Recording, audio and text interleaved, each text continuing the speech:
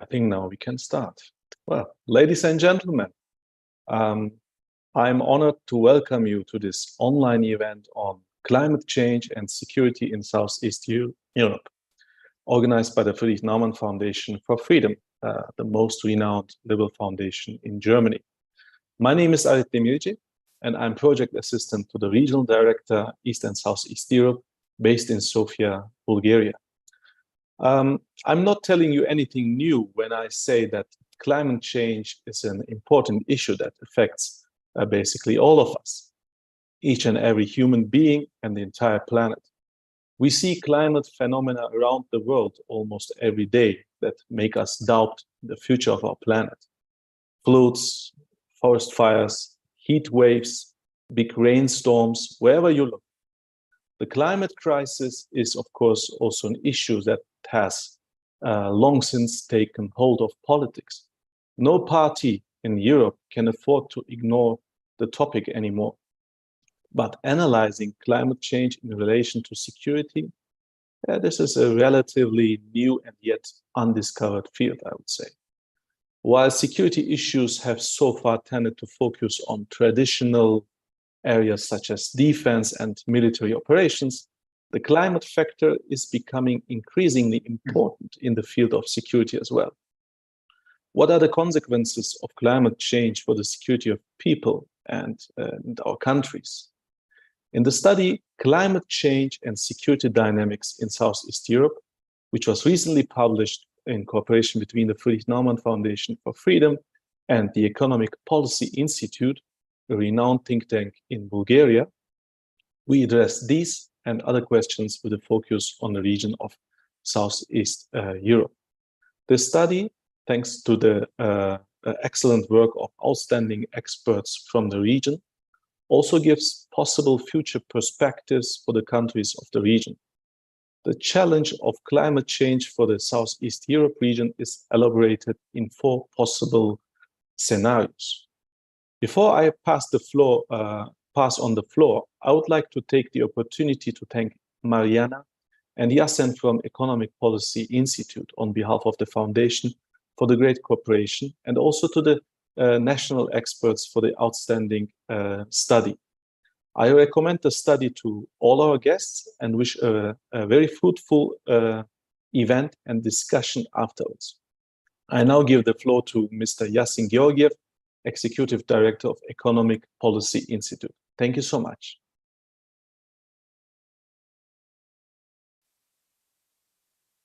Dear Oret, thank you very much for this great introduction, and warm welcome to everyone, also on behalf of the Economic Policy Institute, also from Sofia.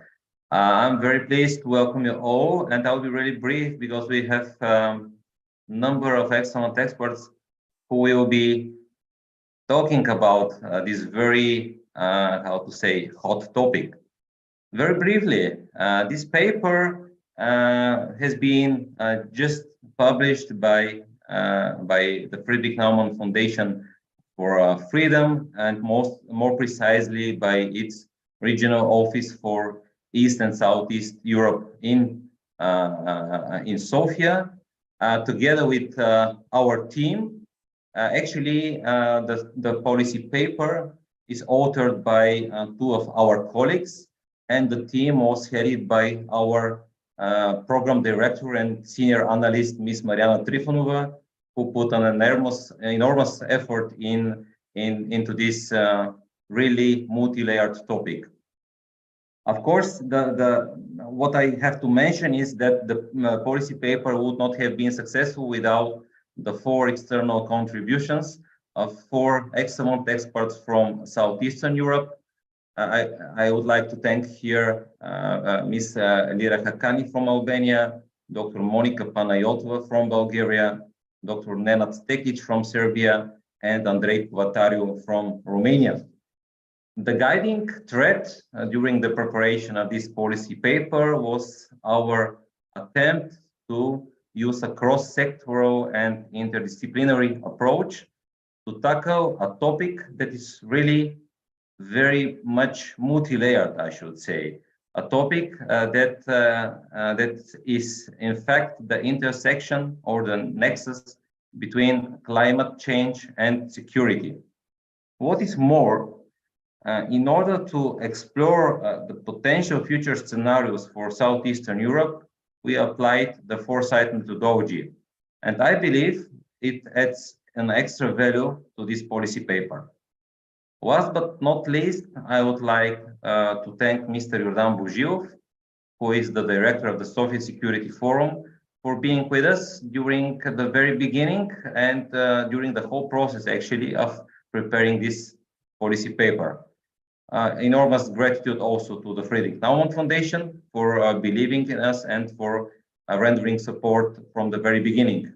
Now, without further ado, I would like to pass the torch to Mariana Trifonova, who will be the moderator and the host, actually, of this web talk this afternoon. And she will be guiding us through the whole process.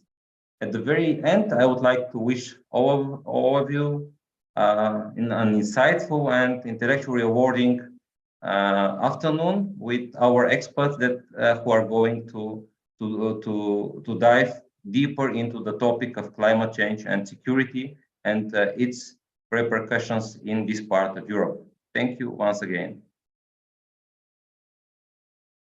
Thank you, Yasin, very much for, and Aret as well, for this introduction, and a warm welcome from me as well on behalf of EPI and the research team to everyone who is joining us today live. I cannot start our presentation without really giving a warm gratitude to our external contributors who are already briefly introduced. But once again, let me mention a few words of gratitude to Andrei Cuvatariu, who was really invaluable in giving us not only the Romanian perspective on this, but also his expertise on energy security. Dr. Nenad Stekic from Serbia, who was once again very, very instrumental, putting his analytical and research mind to the topic of human security aspects of this interaction between climate change and security and how it could affect the region as a whole. Dr. Monica Panayotova, who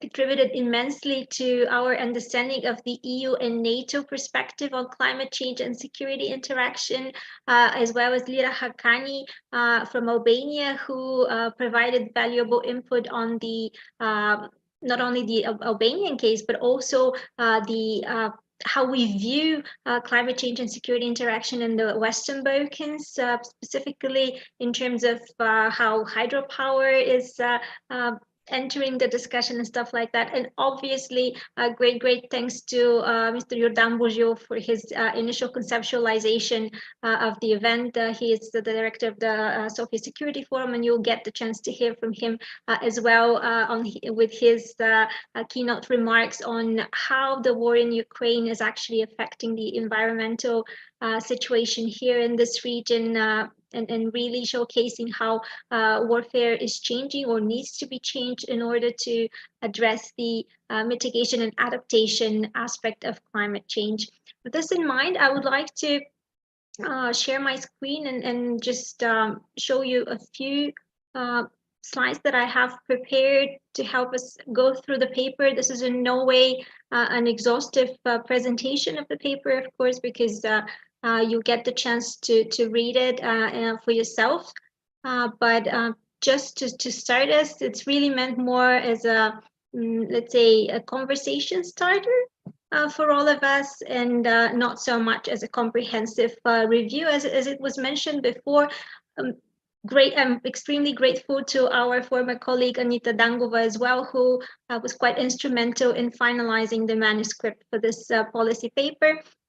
The aim of the policy paper is not so much to intervene in the work of military personnel, but to inform policymakers, the civilian policy experts, politicians, government officials who are in a very new environment. This increased uncertainty in the world has made us reassess our attitudes towards long-term planning and towards not only building defense and security capacity here in Europe, and specifically Southeastern Europe, but also addressing the longer-term horizon.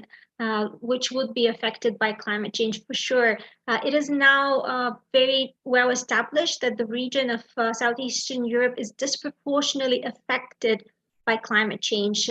Just in the past few decades, we have seen average temperatures rising by more than 1.2 degrees Celsius. We have seen changes in precipitation patterns, and all of this has enormous impact on our lives and on our governments, on our policies. Even if not all of the effects of climate change are so evident at the moment, they have already started to intervene with our ways of life. They have the potential in the next few years and decades to affect food supply, energy security. It might have impact on migration flows, and in this way also interact with conflict prevention and conflict resolution, because it could aggravate already existing or latent disputes here on this very part of Europe that is already known as being the contact point between East and West, between North and South, and often becoming the playground of global competition, meeting the aspirations of new challenges to the global order, such as Russia and China, with the traditional, obviously, interests of the European Union and NATO. So how we approached this paper and this project was to capitalize on our strengths, because as an economic policy institute, we do not claim to have extensive background in security and defense studies, but what we do have is a strong background in public policy analysis and also strategic foresight methodology. So indeed, we capitalized on that, and we've worked with a small but very diverse panel of experts here from the region to engage in a strategic foresight exercise, trying to come up with these 4 scenarios. They have 2 time horizons. One is by 2030 and the other by 2050. The shorter time horizon focuses more on the immediate yet somewhat uncertain variables related to the post-COVID recovery, to the advancement of the conflict in Ukraine, and how these affect, for example, energy security, food security in our region, and economic recovery. While the 2050 horizon is longer term, it strips the analysis from these, let's say, noises to the system, and allow us to focus a bit more on the interaction between climate change, the impact of climate change and security, the new way we think about defense and security, away from traditional security, also extending the dimension, but also maybe perhaps thinking about how warfare would have to change in order for the military to play its role in both climate change adaptation, but also climate change mitigation. It is very important to mention that these distinct scenarios are neither meant as robust forecasts of future developments, nor do they call for estimating their degree of probability. They're just plausible futures, and they are meant for us to utilize our collective wisdom and to think about what could happen, some things that are not as evident as they might seem. And in this way, we're in a way stress testing our policies, our strategic response. Only through the lens of anticipatory policymaking could the region of Southeastern Europe and major players such as the European Union and NATO assess where their response capacity is truly fit for purpose. So by engaging in a small but yet diverse pool of regional experts in strategic foresight exercise, by presenting concise, easy to understand and hopefully intellectually stimulating scenarios, and by providing actionable policy recommendations, we hope that the paper contributes to raising awareness, better preparedness, and agile response to changing climate-related security dynamics in the region. With this in mind, let me give you a very, very brief overview of the climate change status quo here in Southeastern Europe. This is a visualization showing climate-related risks in Southeastern Europe. We have seen that through the past decades, there is almost a significant increase, almost double to have the extreme weather events here on the Balkans. We see that for most of the countries of the region, river floods and urban floods are a high risk factor. Coastal floods are specifically a concern for those countries that are situated close to the Adrian border coastline. Landslides are also a significant issue for the countries. Wildfires are within the top 3. Water scarcity as well as extreme heat are at the moment considered medium level risks, but they are extremely important when we discuss, for example, an issue such as decarbonization and energy security, because you will see in the paper, but there are quite a few projects in the pipeline with regard to hydropower in the region, because it is considered one of the more eco-friendly versions in terms of carbon dioxide production. However, hydropower does not seem to have much potential in the region, so policies might need to be reassessed when it comes to investment in hydropower because of the potential scarcity of such resources. And not to mention the hydropower facilities could alter biodiversity, could affect, the life of animals, food stock, and so on and so forth. There are also heat waves, rises in temperature, both in terms of atmospheric temperature, but also temperature of waters, can impact energy security when it comes to nuclear power plants, because they often use river flowing water to cool their turbines. And when such are not available, this might become an issue. And tsunami is a very low level risk for those. Now I see that we seem to have some kind of a issue because I'm not able to change my slides, but let's in this case just stop the screen and I'll continue without it. Something important to remember when it comes to the way climate change and extreme weather events are affecting human security and national security in the region is through the fact that we see, because of old infrastructure, because of underdeveloped public facilities, oftentimes when extreme weather events do occur, such as the case last year, for example, in Bulgaria around the village of Karavelovo, the response reaction is a bit slow. We often have the situation where the general population that has been affected by this, let's say, flooding, cannot rely on swift reimbursement or damage coverage, because although we have one of the highest home ownership rates in Europe, here in Southeastern Europe, the issue is that the insurance rates of those homes are pretty low. It is definitely below EU average. For 2020 data, you'll see in the report there is a graph about it, that countries like Croatia, like Bulgaria, Greece, Turkey, Romania are really on the tail end of the scale when it comes to penetration of property insurance in selected Southeastern European countries in comparison to the rest of Europe. This is in terms of total premiums to GDP. And this gets us to our main point, that quite often the military might have to intervene and support civilian defense forces, civilian protection forces when it comes to dealing with such extreme weather events. This is one way in which security and defense professionals are involved in the climate change interaction that we discuss here. There are a lot of discussions, both academic and practical, on whether we should securitize the climate change debate.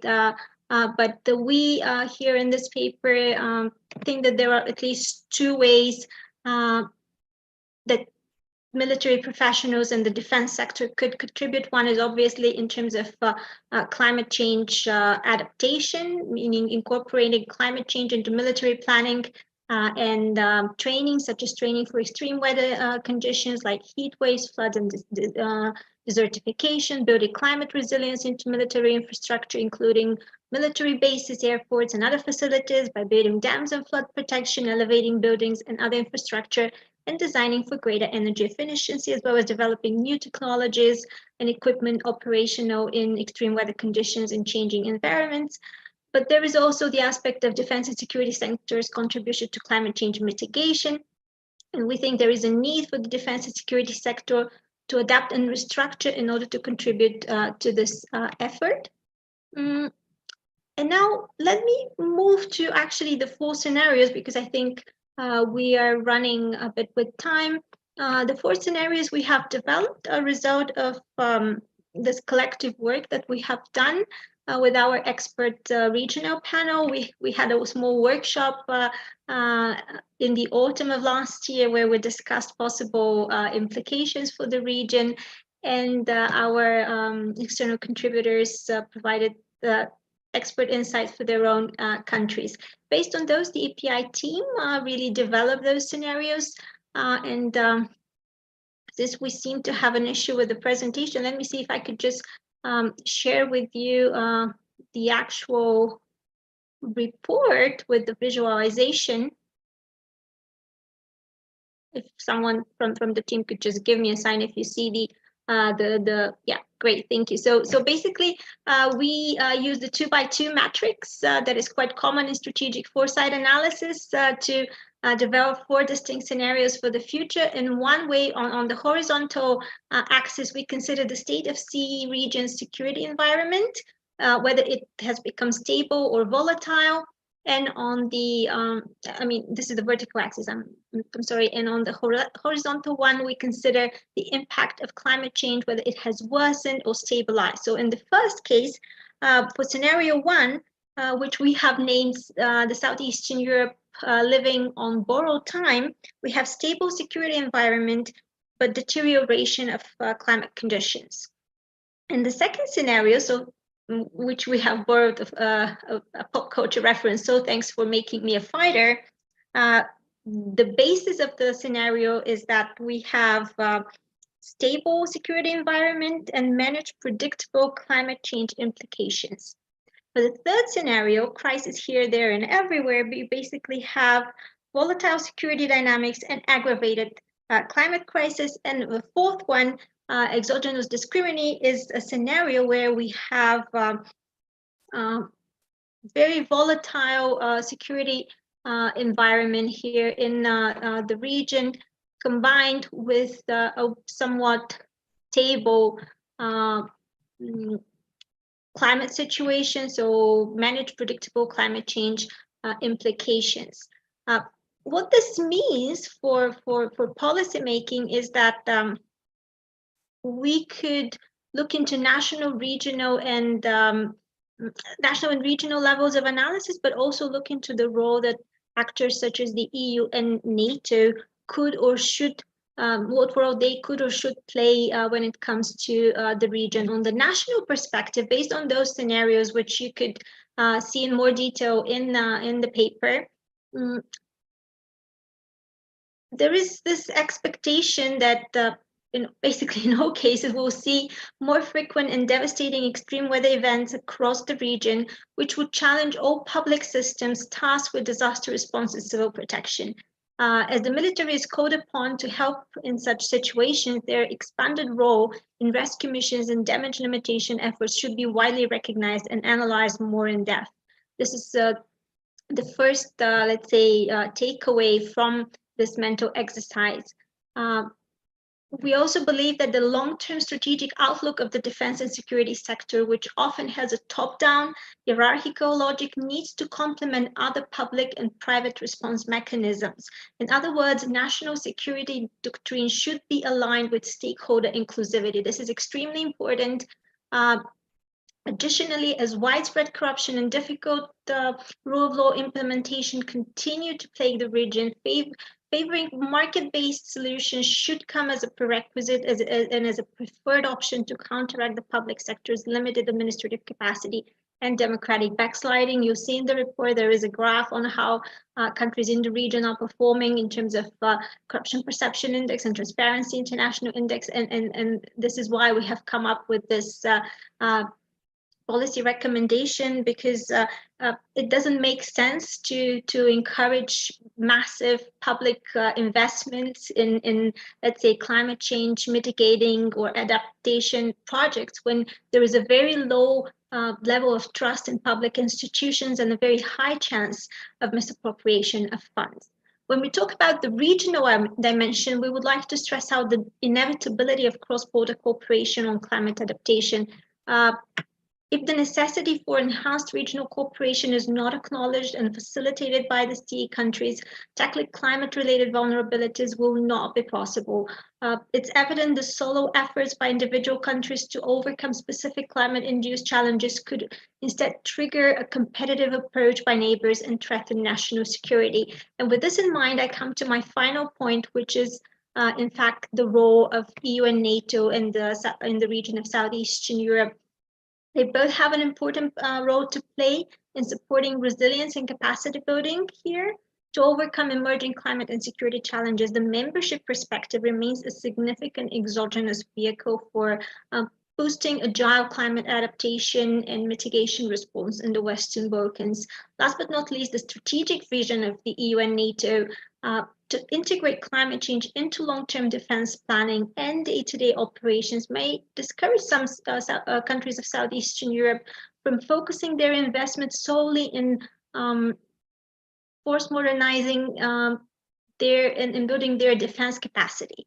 Instead, they will get the chance to directly upgrade their arsenals and develop their personnel in line with the new paradigm that views climate change as an opportunity for improved operational effectiveness and not just as an additional hurdle to overcome. So these are the three main takeaways from the paper and from our foresight exercise. With this, I would like to thank you for your attention.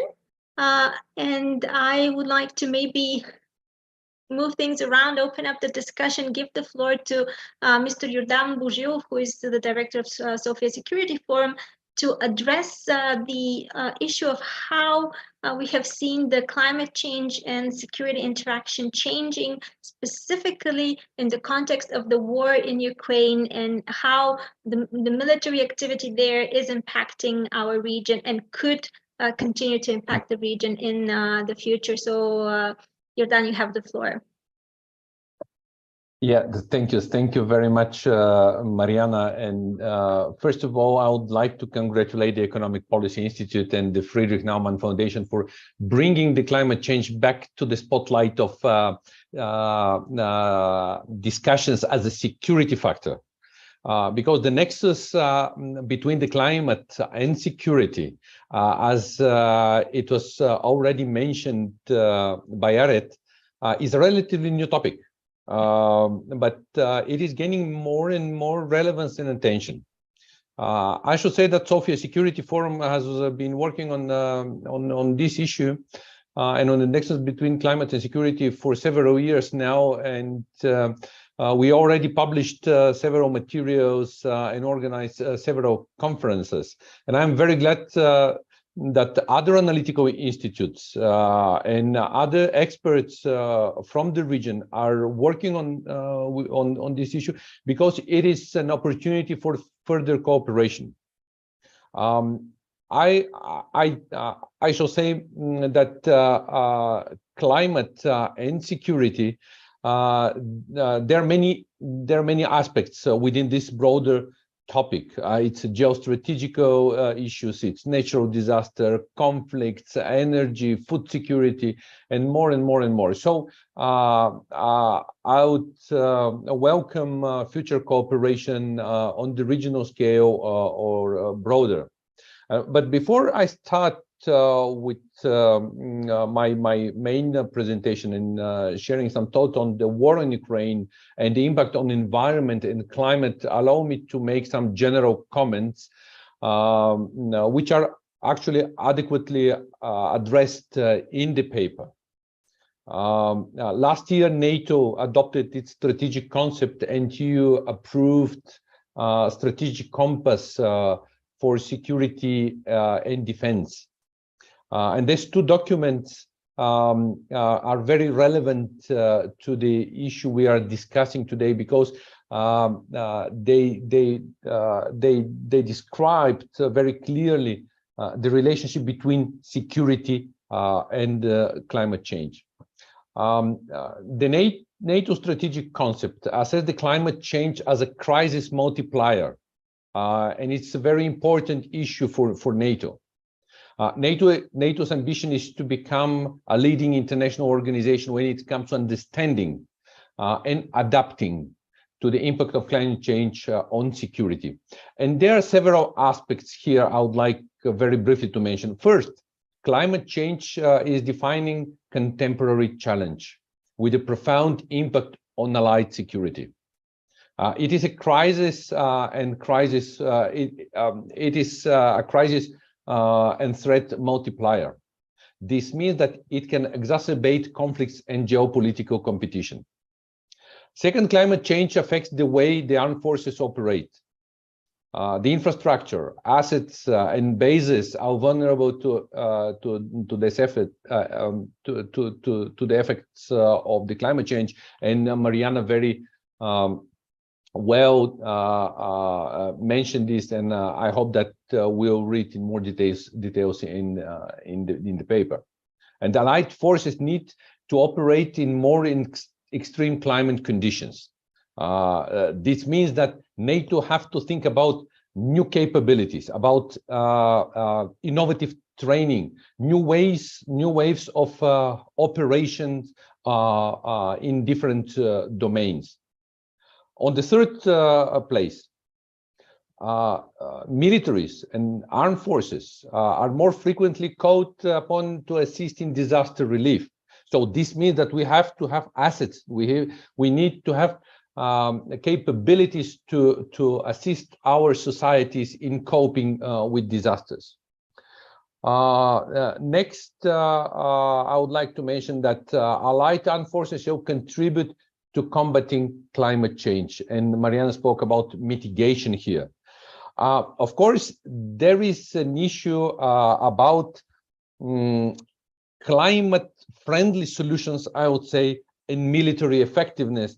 And of course, this is an issue which has to be discussed further. The European Union also assessed the climate change as a threat multiplier. And climate change, environmental degradation, natural disasters are impacting security landscape, and they are assessed as drivers for instability and conflicts around the globe.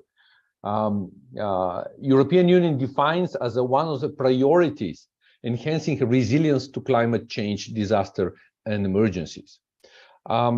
European Union adopted a special document called Climate Change and Defense Roadmap, which addresses the implication of climate change for security and defense. And there are three major topics in this document. First, it's operational dimension. It's very similar to what NATO is thinking, how to improve operational capabilities to operate in difficult environments. Capability development, what we shall have as a capabilities, and of course, partnership. This is very, very important because we cannot cope with climate issues individually. We have to look for partner countries. And by the way, European Union and NATO are looking as potential partners in the face of China. So China is potential partner in coping of climate change issues. What is important? In this roadmap, it is envisaged that member states should develop national strategies to prepare the armed forces for climate change. And by 2025, all missions and operations shall be prepared in the way to address the climate change. And all countries should take adequate measures. But don't ask me what Bulgarian MOD is doing in this regard. And I think that it is very similar to all countries in the region. in many countries in the region, climate change is not perceived as a first threat. If in Western European countries, if you ask people what they perceive as a major threat to security, they will probably mention climate change. But it is not the case in Bulgaria and other countries in our region. And I commend, of course, our colleagues on focusing the study on Southeast Europe. So we have a lot of work in front of us to convince the decision maker that climate change is a security challenge. It shall be tackled on different levels. Let me go directly to the main topic, the war in Ukraine, and implications on climate and environment. Of course, the war in Ukraine, or the war Russia is waging against Ukraine, is a blow to the entire security system, the system of international relations. This war brings suffering and destruction to Ukrainian people and to Ukraine, but this war has huge negative impact on environment and climate. United Nations Environment Program and some partner organizations are monitoring these negative developments from the very beginning of the war. And their conclusion is that there will be problems for generations to come. And it will take years to assess the negative consequences as a result of the war. But let me briefly mention some of these negative impacts. We already know that there are thousands of incidents in the air, water, and land, and they create pollution and degradation of ecosystems. By the way, these incidents and the negative impacts affect not only Ukraine, but they affect also neighboring countries. We have seen from media different incidents, like a couple of days ago, media reported about the huge explosion of missile storage facility in Ukraine. And from the fire in military infrastructures, large smoke clouds spread over civilian areas. They are composed of toxic gases and particles. The use of explosive weapons in populated areas also creates pollution from building materials, including asbestos, metals, and other products. Satellite images has shown a significant increase in fires in forested areas. 16% of Ukrainian land area is covered by forests. Explosions from artillery causes fires in the forest, damaging the entire ecosystems. The weapons used during the war will raise the carbon footprint in the region. It will lock more greenhouse gases into the atmosphere, putting Ukraine at the higher risk of climate change-related disasters. We know about multiple industrial facilities, warehouses, or factories that have been damaged or destroyed. And in some of them, there were storages of hazardous substances. Air pollution and potentially serious contamination of ground and surface waters is a huge problem. Russia is particularly targeting Ukraine's water infrastructure, including pumping stations and purification plants. Large volumes of military waste, including destroyed military vehicles, create a major cleanup challenge. We have all seen pictures of hundreds of damaged or destroyed vehicles.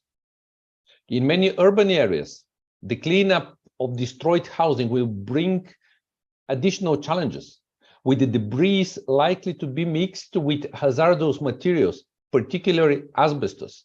I don't know if you know that during the Soviet era, asbestos was widely used material in the construction. So we can expect not only contamination, but diseases among Ukrainian people. On the first day of invasion, gamma radiation in Chernobyl raised approximately 28 times the annual limit. It was a result of the heavy vehicles movement in the area. In addition to that, there are many outdated coal mines in Donbas region. And these mines pose a huge danger in Ukraine currently, because when the mine is shut down, it cannot be abandoned. It should be properly tackled, but it is not the case now. There is a huge amount of landmines planted on the Ukrainian territory. And there are also thousands of sea mines placed around the sea coast of Ukraine. Currently, there are more than 70 free-floating sea mines detected by Romania, Bulgaria, and Turkey. Can you imagine the situation of hundreds of thousands floating sea mines in the Black Sea? There is also oil spills at sea as a result of combat activities, which can create a huge environmental problem at the Black Sea, because as you know, Black Sea is a closed sea. This can damage the entire ecosystem. All this issue may not be on the first pages of the media, but we have to be aware of them, because this can create problems not only for Ukraine, not only for the region, but for the globe. I thank you very much for the attention, and once again, congratulations to the authors and contributors of this paper. Thank you so much, Jordan, for I think there were two important parts of your expose. First, obviously, the EU and NATO's strategic thinking on the topic, and I think it's worth reiterating that a lot of work has to be done in order to convince policymakers that climate change is a security issue, and we hope to contribute to that through the paper and through this discussion. And obviously, it is eye-opening to discuss in detail how the war in Ukraine is affecting the environmental situation here in the region, on the Black Sea, and how we will be left with decades to tackle those challenges of the landmines, the coal mines, the energy infrastructure that has been ruined, and many health issues that have resulted from the military activity. With this in mind, before we open the floor for discussion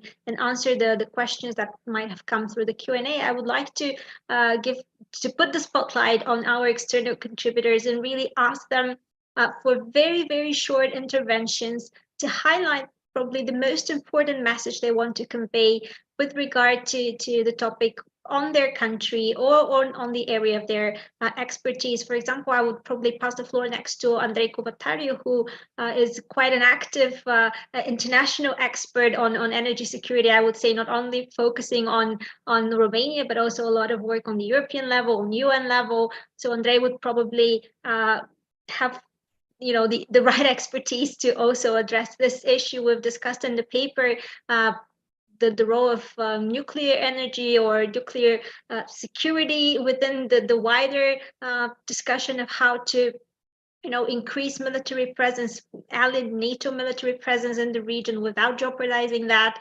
So probably this would be one thing I look forward to. And of course, Andrei, anything else you deem important to mention and to share with us? Thank you so much for being with us. And now you have the floor.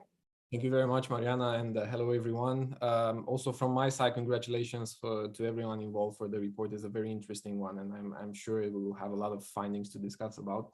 As Yasin was mentioning, this climate security nexus and the sub-nexuses that are included here are very complex and multi-layered. So it's very hard to summarize, even for one geography in just a couple of minutes. So for these reasons, I'll just give a series of remarks focused on Romania, but also on the region a bit. And as Mariana was mentioning, energy security is one of the topics that I have been concerned of for the past years. So I'll focus on that and how that relates to climate change and security in general. But we've seen that 2022 has aligned basically security more to energy security and vice versa, energy security more to security itself. So we've seen this alignment between these two concepts, one actually a sub-concept of the other, but still now they are very aligned. And it's important first to understand that among the regions that the study has analyzed, Romania and Bulgaria have a very particular, let's say, context in the sense that they are EU members, they are NATO members. They also have the Black Sea coast, and at the same time, the Black Sea coast is now obviously, if you want to expand it, a conflict zone. So it has also this tension added when it comes to security. And both Romania and Bulgaria are home of NATO bases, so that's also an important factor to consider.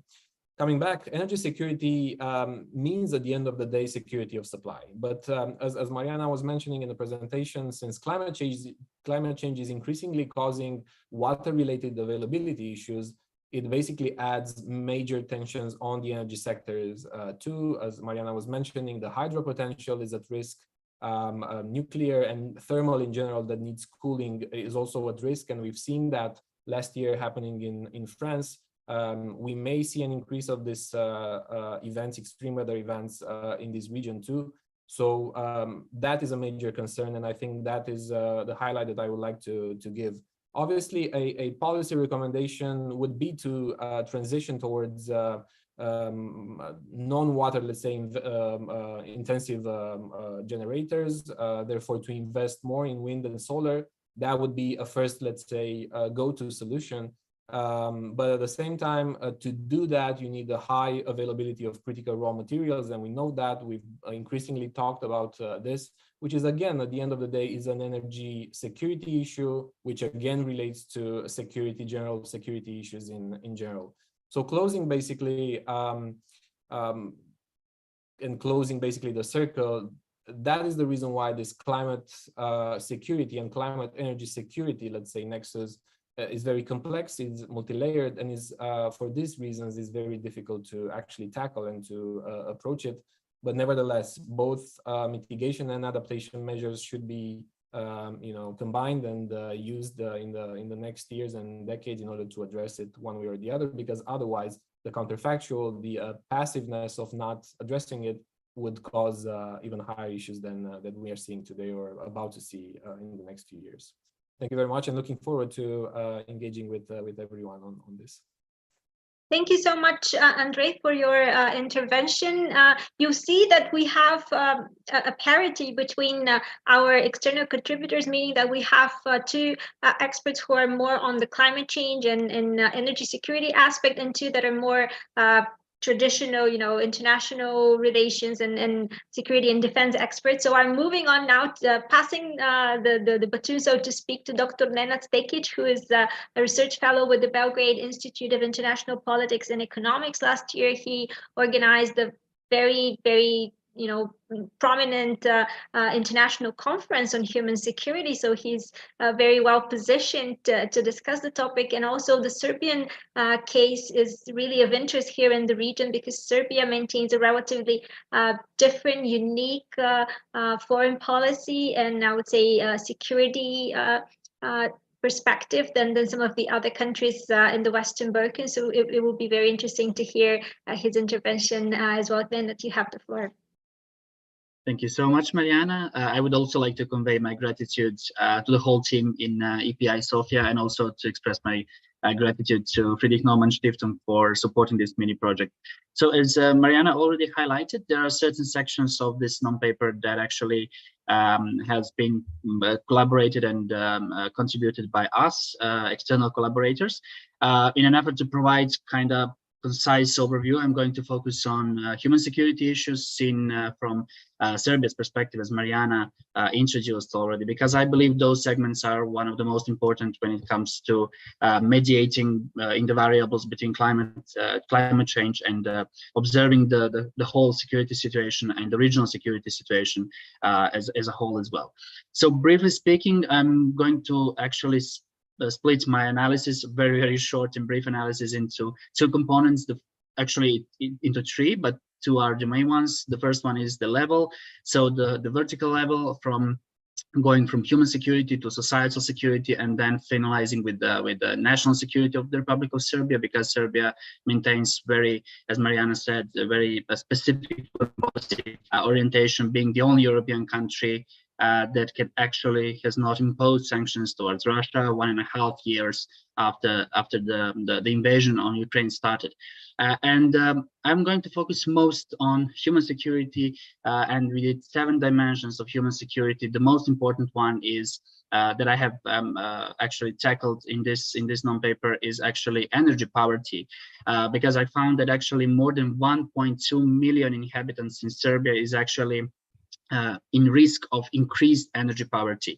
So this basically means that they use wood and coal as their 2 primary heating fuels in their homes, and actually it is not linked to direct system of heating, for instance.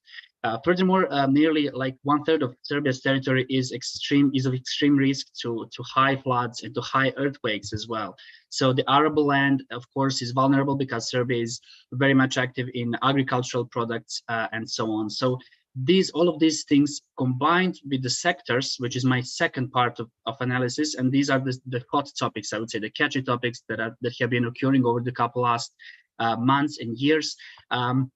And these are the activities, for instance, all protests and political turmoil that is being developing in Serbia, in the Western Serbia particularly, over Rio Tinto activities and their endeavors to explore and to dig into the very, very arable land and very rich ecosystems in the western part of Serbia, has resulted with local protests that actually brought this agenda of climate, all of the climate-related issues to, I would say, from bottom to up. So Serbian government was not, I would say, the most active and the most proactive player in this sense, but rather citizens were the ones who actually were pulled up and then initiated series of violent protests in some cases.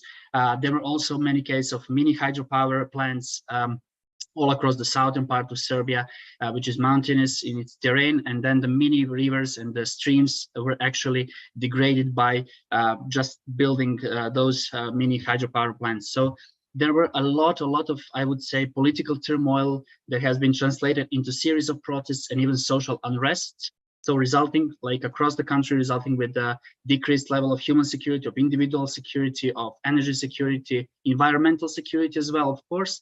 So this, I would say, is the main output when it comes to Serbia, and seen from Serbian perspective, that would mediate between climate change, at least contemporary climate change, and regional security dynamics. So with this, I would like to stop here for the sake of the time, and I'm of course very eager to involve myself in the discussion that will follow up, I hope. Thank you once again. I yield my floor back to Mariana. Thank you so much, Nenad. Indeed, it was very interesting to see the case of Rio Tinto, as you mentioned, in Serbia, because there was, grassroots protests and opposition to the project. And for those that are not aware, just let me briefly explain that it is the project was for a lithium mine essentially, and we know that lithium is an important element in decarbonization agenda. So here we have a bit of a juxtaposition between our decarbonization targets, the road to transform our economies and societies to work in a way that is actually helping us reduce temperature increases and climate change. But at the same time, we need some resources for the technology to work, resources that, such as lithium, whose production is actually once again, having a profound environmental impact on the areas where mining is done, and on the livelihood of the communities surrounding it. And this is causing tension, something that needs to be addressed, discussed, not only here in the regional sense, but also on the global scene as well. Okay, now we move on to Albania. So staying once more in the Western Balkans, and I would like to pass the floor to Lira Hakani, who is a program officer in public information and participation environmental center for development, education, and networking in Albania. She, as mentioned, helped us a lot to understand the hydropower dynamic and also just the environmental aspect, not only in Albania, but with regard to the Western Balkans in general. Lira, you have the floor. Thank you for this invitation. Actually, Albania is, as you mentioned, it is a specific country in compared to the other countries in Southeast Europe, so in the Balkan area, because it's the only one that is based solely on the production of its own electricity on the hydropower plants.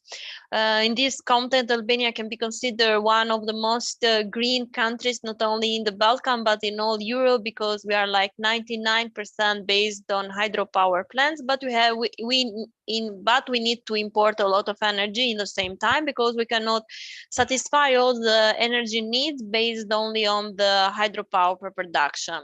Recently, we have an increased attention for the solar energy, not only like private initiatives that the people are installing solar panel plants for heating water and for electricity in their building, but as well for government point of view, because there are projects that are there are incentives that support the families to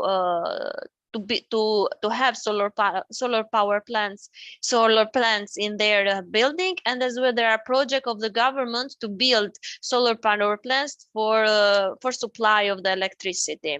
Albania, in this content, Albania is a small country. is 28 kilometers square and has a population of 2,000 of 3 million, let's say 2,000.8 million people, and the emission per capita in Albania in 2019 was calculated like 3.08 ton for CO2 equivalent per person. So we don't have, let's say, a big number of CO2 emission, but one of the major problems in the country is the pollution, the air pollution that is coming from transport and from wood from wood that it is used for cooking and for heating. Albania, for cooking and for heating. One of the consequences that it is felt in Albania from climate change, it is the drought, and the antagonism of it, there are the floods. So in Albania, we have at the same time that we have floods, and most of the floods are located in the north of Albania, and they are causing a lot of damages, not only like in people damages in houses, but as well in GDP of the country. There are studies that is causing a lot of damages as well in the GDP of the country. Drought is another consequences of the climate change in Albania, and this is felt directly on the energy production, on the energy that the country is provided, because from the droughts we don't have, let's say, is a simple logic, we don't have enough water for our hydropowers, and in these days we don't have the needed energy that it is the needed energy for supply in the country. In this context, we need to import energy, and the energy that it is imported is the energy that is provided from non-renewable sources most of the time. Risk of the drought are permanently in Albania, and the causes of this are affecting as well the wildlife in the mountains or in the hills of the country. They are causing problems in the livestock, and this is causing as well problems in tourism and in the living of the people. In this content, there are a lot of initiatives in Albania for supporting more and more the other renewable sources of energy, not only hydropower plants, which is let's say green, but it is causing as well a lot of damages in the environment, because beside the big hydropower plants, there is an intent of the businesses to build small power plants, which are causing problems in the biodiversity of the area, and are built sometimes in areas, in protected areas, or in areas that it is not allowed, or it is not permitted to build hydropower plants. So this is a very, very short overview of Albania, of the consequences of climate, and of the consequences of climate crisis, and how it is providing its own energy. Thank you so much, Lira, for pointing out these important aspects for Albania. I think they're relevant also for the region as well. That let me just emphasize that as a result of our research in the paper, we highlight that the three major climate-related challenges to the region are, of course, floods, droughts, and wildfires. And we didn't talk much about wildfires as well, but you'll see in the paper, basically all three of those have the potential to generate the national security and regional implications through the potential movement or displacement of individuals as well. Maybe we don't see it happening right now, but imagine in a few decades, these displacements of communities or even cross-border migration could give rise to tensions with regional implications as well. And let's not also forget that the region is a gateway to Europe from North Africa and the Middle East, who are also projected to be heavily affected by climate change and different conflicts happening there. So this is also something to watch out for in terms of linking climate change and security dynamics here in this region. And to conclude, maybe to circle back to the role of EU and NATO, I would like to move to Dr. Monica Panayotova, who is an assistant professor in the International Relations Department of the University of National and World Economy here in Sofia, also a think tanker as well, with the profound experience both in national and EU level legislation when it comes to defense and security and foreign policy. So I think the right person to close the panel. So Monica, you have the floor.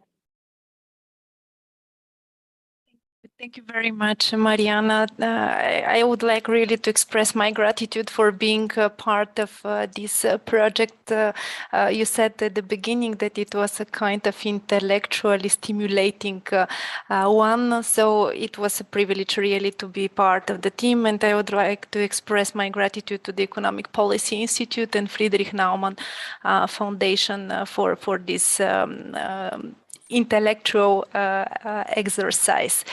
As a departure point of my intervention, I would like to use the title of Financial Times, which has characterized last year, 2022, as the year in a world polycrisis. According to the World Economic Forum Global Risk Report, polycrisis was defined as a cluster of interconnected global risks that have different dimensions, such as economic, environmental, geopolitical, societal, and technological ones. And those risks, actually, they have compounding effects, resulting in an overall impact greater than the sum of its parts.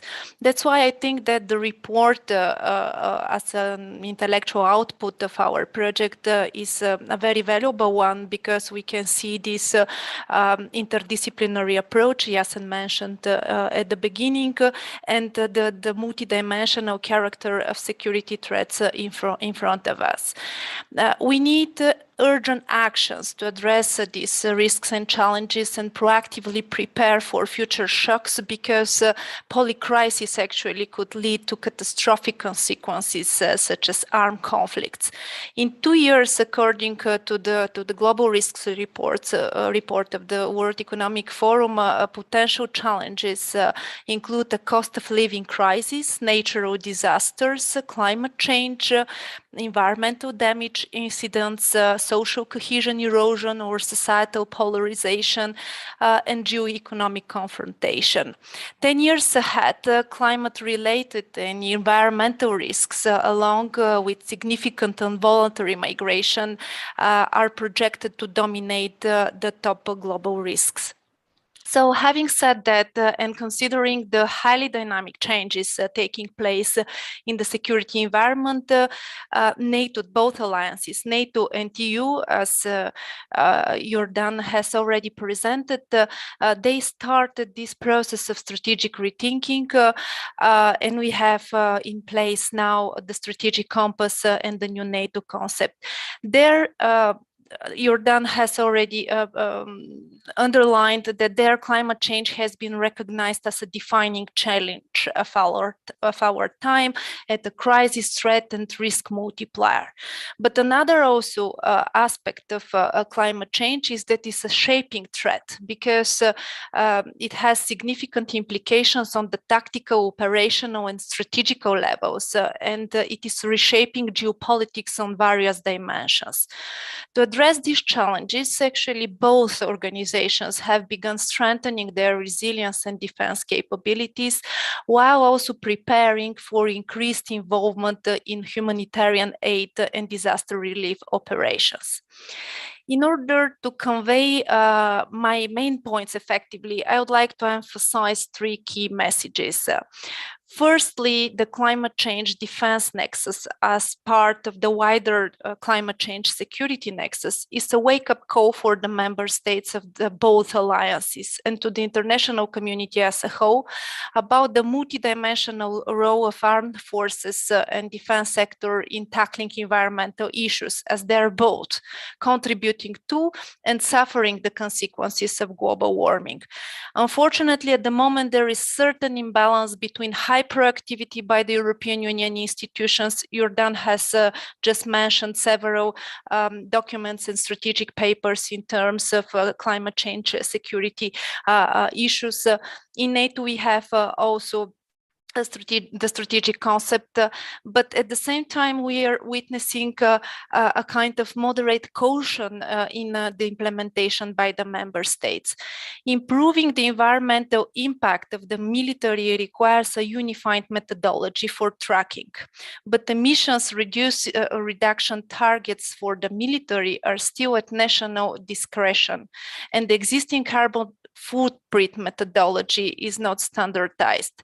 So no matter how active are the alliances at supranational level, the true impact and transformation can only be achieved through an active engagement of member states, the involvement of their chiefs of defense, and the collective participation of the entire defense ecosystem. Secondly, the climate neutrality by 2050 is possible by enabling Southeastern Europe for a sustainable future. We couldn't achieve the very ambitious goal to have Europe as a climate neutral continent by 2050 without the active participation and real involvement of the countries in Southeastern Europe. And this is a chance for their green transformation, for the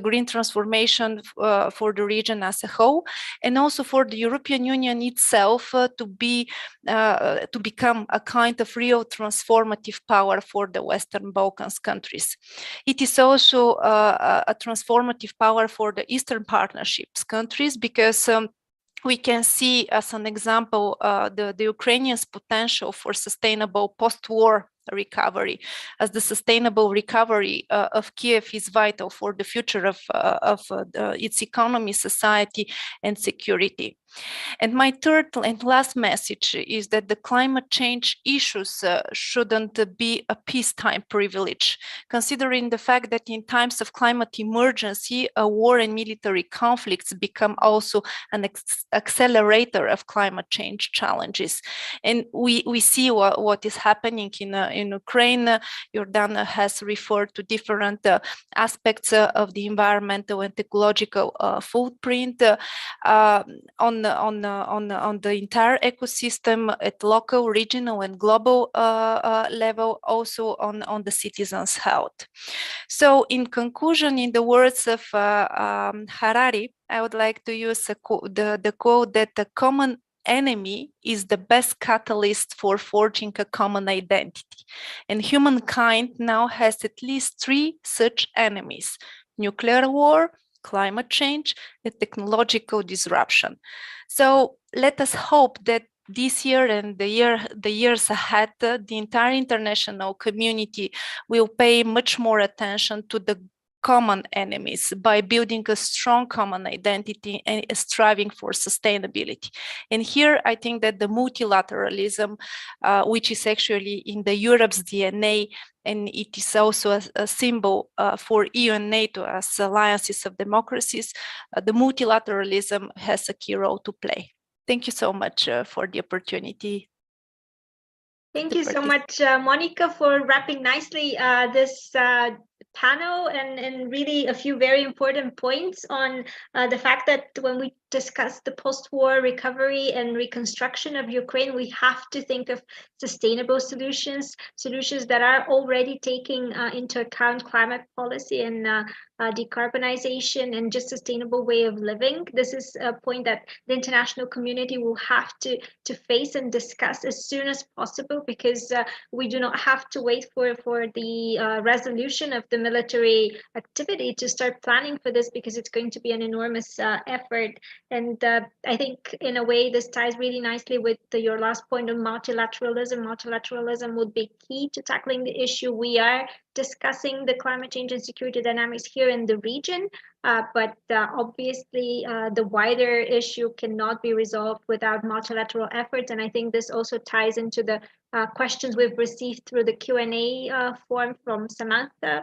Matthew Haidak, thank you for your questions. Of course, I believe the UN has a role to play in the multilateral system in general, because we are seeing these multi-level and multifaceted crises happening one after another in succession, and we need a multi-stakeholder approach in order to resolve them. This is not only the security and the defense domains prerequisite to tackle them, but we need education, we need public policy resilience, we need to combine in terms of human security, also the health nexus and all of those. If anybody wants to address the topic of, let's say, UN or multilateral involvement from the panelists, please give me a sign and I'll give you the floor. Otherwise, let me check if we have received anything new. I think we already, Jordan mentioned on Daniel's comment about how the EU and NATO could consider China a potential ally in the fight against climate change. It is true that we see China as an economic competitor, as a systemic rival, but of course engagement needs to continue on certain issues of global relevance, issues where we really cannot make progress without China, and climate change is one of them. We know that China is rapidly becoming one of the global leaders in terms of green energy and technology for the decarbonization agenda. Also having put its hold on key resources in Africa, in South America, on rare minerals and other earth resources that will be needed for the decarbonization agenda. So bypassing China is simply not an option when we tackle this topic, whether we like it or not. Okay, if I don't see anybody else posting questions in the chat, I think we are ready to wrap up and to really thank all of you who joined us via the Zoom or the YouTube stream for today's discussion. Once again, we welcome you and we thank you for your interest. You are kindly encouraged to read the paper in full, and we also look forward to continuing these discussions and other fora as well. On behalf of the Economic Policy Institute, on behalf of the team of researchers who participated in the preparation, and also I believe on behalf of our partners, the Friedrich-Naumann Foundation, I would like to thank you. It has been an enormous pleasure for us to be part of this project and to raise the discussion, hopefully bring it to the forefront of public agenda at a time where there are so many other challenges that take our attention has been extremely important for us, and we look forward to continuing on this journey. Any last words from our colleagues, maybe from the Naumann Foundation? Thank you so much, Maria, for the great moderation of this session. It was a great discussion, and as Monica described, a great intellectual exercise. I mean, for myself, I have to say, I was not that aware about the relations between climate change and security before we worked on this paper. And now the paper, together with the session today, I completely now, I'm aware of this topic, and I will have a different look at it in the future. And I think this is also the case for many other people who joined us as guests, because as we described at the very beginning, me, Yasin, and Jordan, this topic of security and climate is not that much on the high agenda, or it's not, people are not aware of this, other than the ones who are dealing with this professionally. But I think now we will have a focus on this, we will have a look at this, and we will keep working on this. It was a great discussion. Thank you so much for all of you on behalf of the Friedrich-Naumann Foundation. Yeah, thank you. Thank you once again, and have a nice afternoon, everyone. It was a pleasure.